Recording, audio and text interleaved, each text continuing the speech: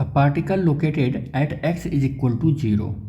देखो एक कोई पार्टिकल है और ये पार्टिकल x इक्वल टू 0 पर है तो t इक्वल टू 0 कह रहा है। ये कुछ स्टार्ट होता है और moving along the position x in x direction. कह रहा है कि ये x डायरेक्शन में अपनी पोजीशन को चेंज कर रहा है और उसकी वेलोसिटी और पोजीशन के साथ जो रिलेशन है वो कुछ इस तरीके से रिलेशन है जो मैं यहाँ पर नोट कर ले रहा हूँ। v is equal to alpha x root में है, ठीक इस तरीके से। कह रहा है यहाँ पर अल्फ़ा जो है वो डायमेंशनलेस कांस्टेंट है और डिस्प्लेसमेंट और टाइम के साथ जो वेरिएशन है उसका आप इक्वेशन आप कैलकुलेट करके बताओ कि पोजीशन टाइम के साथ किस तरीके से रिलेट रखता है। समझ गए होंगे आई थिंक। तो इस क्वेश्चन को फिर हमें सॉल्व करना है। तो अब हम क्या करते हैं कि यहाँ पर वेलोसिटी को हम कुछ लिख सकते हैं। तो हम वेलोसिटी को dx अपॉन dt लिख सकते हैं, alpha x to the power 1/2, root को 1/2 लिख सकते हैं, ठीक है। तो अब हम क्या करने वाले हैं, dx is equal to alpha और इंटू dt और अपॉन में x टू द पावर 1/2 लिखेंगे। x टू द पावर 1/2 ऊपर जाएगा तो माइनस लग जाएगा, dx हो जाएगा अल्फ़ा dt हो जाएगा।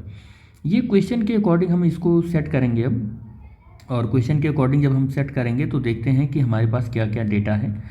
तो डेटा में कह रहा है कि जब पोजीशन उसकी x इज इक्वल टू 0 है पोजीशन, तो टाइम भी उसकी 0 है, टाइम भी उसका क्या है 0 है।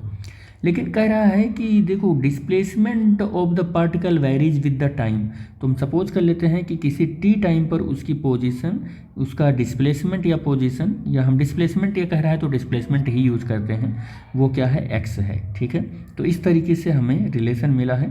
अब इसी में हमें क्या करना है, इसको इंटीग्रेट कर लेना है। तो इसको इंटीग्रेट करेंगे तो x टू द पावर 1/2 आ जाएगा और माइनस 1/2 आ जाएगा, और इससे इधर इंटीग्रेट और इधर लिमिट भी होगा, वो 0 टू x हो जाएगा, इधर अल्फ़ा हो जाएगा और small t limit 0 to t हो जाएगा।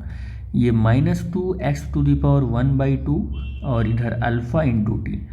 अब x to the power 1/2 is equal to -1/2 alpha into T होगा।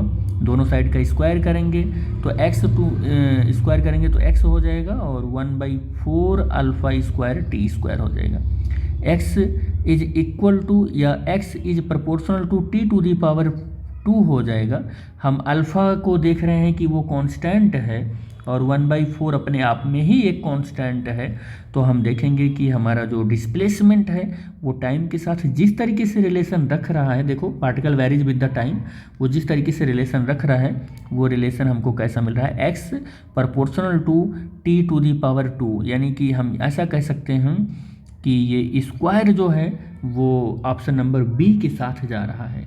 तो हमारे क्वेश्चन का option number B correct option हो जाएगा।